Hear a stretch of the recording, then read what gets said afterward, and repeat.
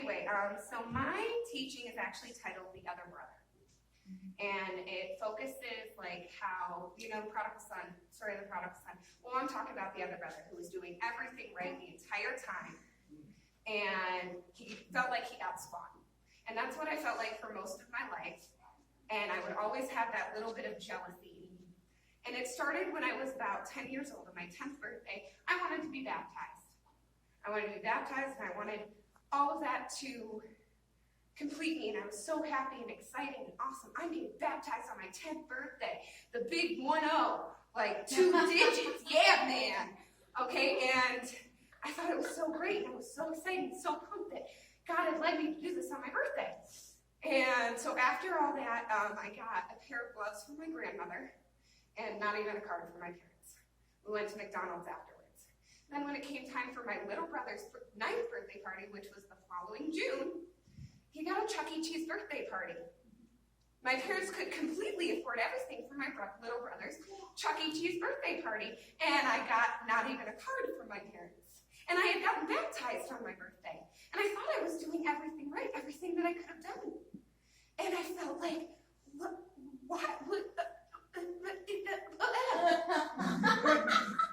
about me? Hello, backward Patty over here, just don't mind me, I'll just be over here simmering and burning, and everybody can just forget about me. Because that's how for years, oh, don't mind me, I'll just be over here.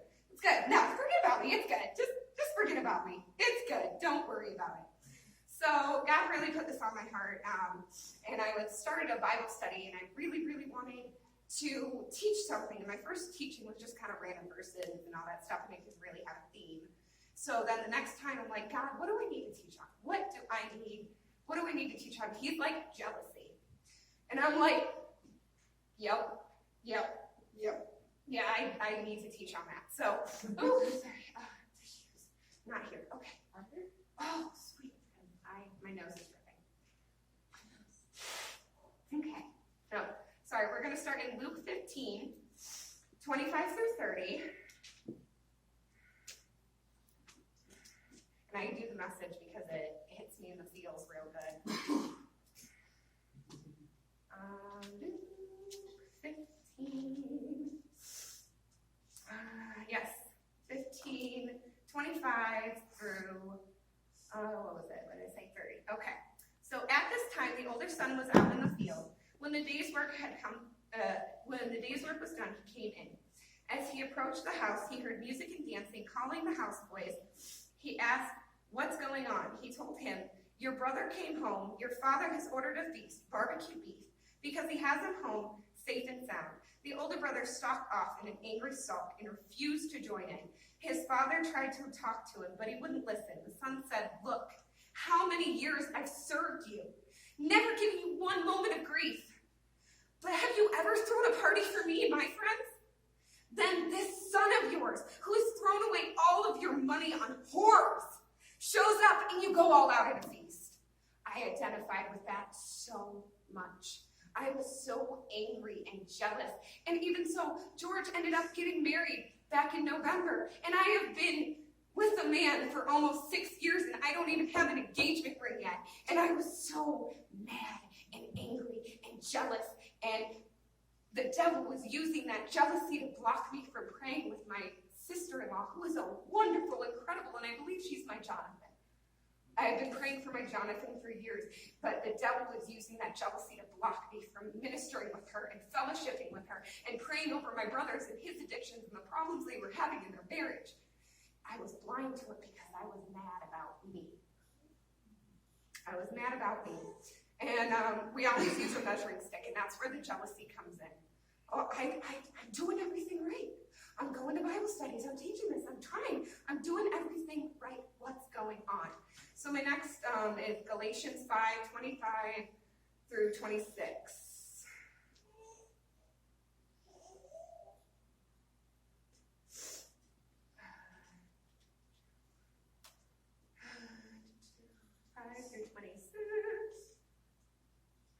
There we are.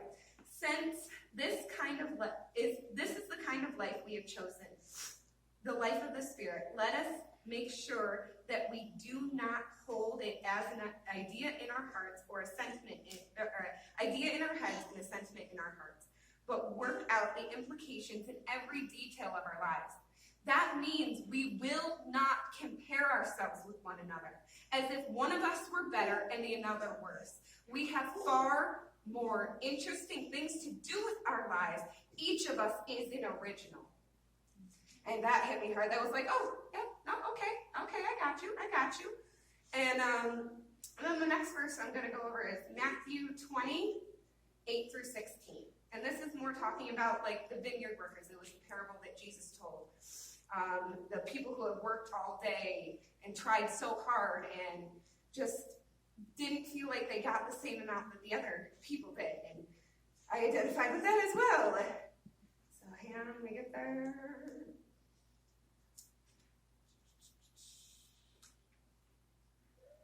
All right.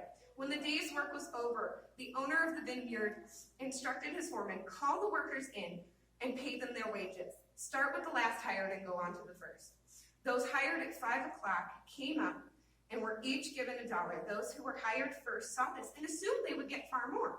Like I thought, like I'm doing everything right. I'm gonna get something. I'm gonna get something. Something's gonna happen for me. And when they all lost my place. Those who were hired saw that and assumed they would get far more.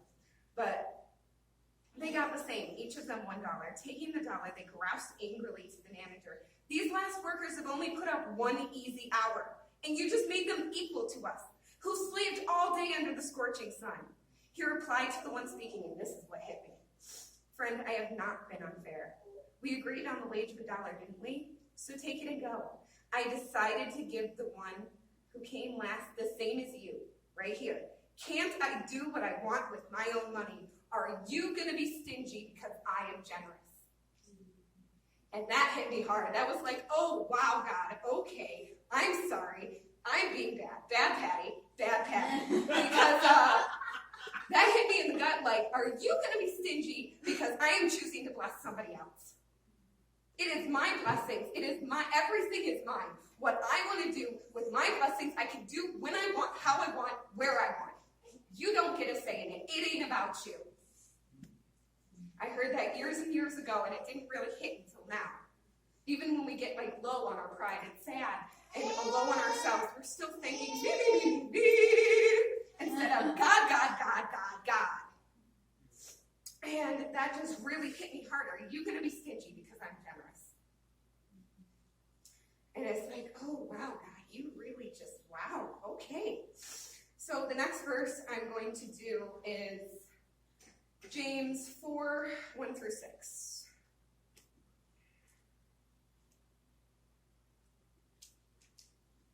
I'll just read it from there, that'll be easy. Where do you think all of these appalling wars and quarrels come from? Do you think they just happen? Think again. They come because you want your own way, fighting deep inside yourselves.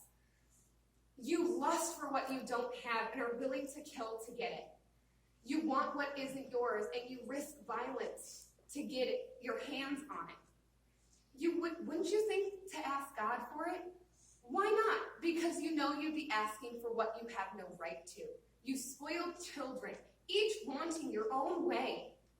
You're cheating God if all you want is your own way, flirting with the world every chance you get. You end up enemies of God and his way. And don't you suppose that God doesn't care? The proverb has it that he is a fierce and jealous lover. And he gives love is far better than anything else you'll find. It's common knowledge that God goes against the willfully proud and gives grace to the willingly humble. That one hit me real good. Like that one was like, okay. Next one was James 5, 10 and 11. And take the old prophets as your mentors. They put up with anything and went through everything. Never once quit. All the time honoring God. What a gift life is to those who stay the course.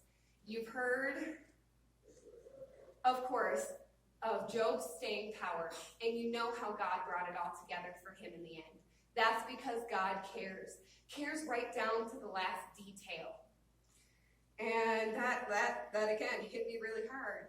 And so the next thing is I was looking at what, I wanted to see what God said about me and what God, so I was looking at Luke 12:6 and 7, and it's focusing on like the canaries and the birds and what God says about those. What is the price of 2 or 3 canaries? Some loose change, right? But God never overlooks a single one. And he pays even greater attention to you, down to the last detail, even numbering the hairs on your head. So don't be intimidated by all this bully talk. You're worth more than 1,000,000 canaries. Whoa, like that's incredible. That's boom. And then Luke 12:25-32. And it's where God is talking about the flowers. And has anyone, by fussing before the mirror, ever gotten any taller by so much as an inch? If fussing can't even do that, why fuss at all? Walk into the fields, look at the wildflowers. They don't fuss about their appearance. But have you ever seen color and design quite like it? 10 of the best dressed men and women in the country look shabby alongside them. If God gives such attention to the wildflowers, most of them are never even seen, don't you think he'll attend to you, take pride in you, do his best for you? What I'm trying to get you to do here is relax. Don't be so preoccupied with getting, so you can respond to God's giving. People don't know God and the way he works, fuss over these things. But you know both God and how he works. Steep yourself in God reality, God initiative, God provision. You'll find all your everyday human concerns will be met. Don't be afraid of missing out. You're my dearest friends. The Father wants to give you the kingdom itself. And that was like, okay, God, I gotta calm down because I'm just a bit much. Okay, I got you. And my next one's going to be Galatians 5:19-23. And this is when we stop focusing on ourselves, stop worrying about me, and start worrying about Jesus, God. It's obvious what kind of life develops out of trying to get your own way all the time. Repetitive, loveless, cheap sex, a stinking accumulation of mental and emotional garbage. Frenzied with joyless grabs for happiness. Trinket gods, a magic show religion, paranoid loneliness, cutthroat competition, all-consuming but never satisfying wants. A brutal temper, an impotence to love and or be loved. Divided homes, divided lives, small-minded, lopsided pursuits, the vicious habit of depersonalizing everyone into a rival, uncontrollable and uncontrolled and uncontrollable addictions.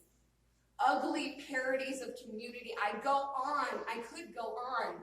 This isn't the first time I've warned you, you know. If you use your freedom this way, you will not inherit the kingdom of God. But what happens when we live God's way?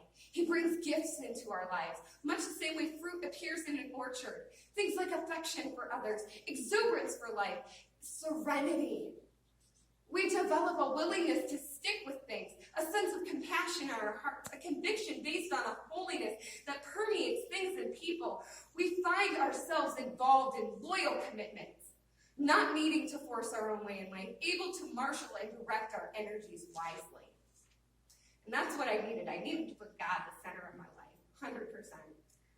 And so the final verse that's in my little thing is Galatians 6:9-10. So let's not allow, and I love that it says allow. Let's not allow ourselves to get fatigued. It doesn't say don't get tired. It says let's not allow ourselves to get tired. At the right time, we will harvest a good crop if we don't give up or quit. Right now, therefore, every time we get the chance, let us work to the benefit of all. Starting with the people closest to us in the community of faith. I started praying with my sister-in-law after God released me from this jealousy, and I found out there were marital issues, and we were able to fellowship, and she has become my best friend, the little sister I've always wanted. But the devil was using that jealousy to block me from that commitment and stop our prayers so he could have a hand on my brother. And I put my foot down and I stopped it. And I am so glad that I was able to share this with you, because I have never been more happy in my life. I've always had that little bit of jealousy, like, what about me? What about Patty? Until I started focusing on God and kicked my nonsense out of there. I have been so ecstatic and happy and excited, and it's just so cool. And I even said, like, the original teaching I wrote was not this. God wrote this. I didn't write this. I just had the pen. And God just used points of my life to spark it up. So that's all I had for you. I'm over my 15 minutes. But I hope you guys enjoyed it.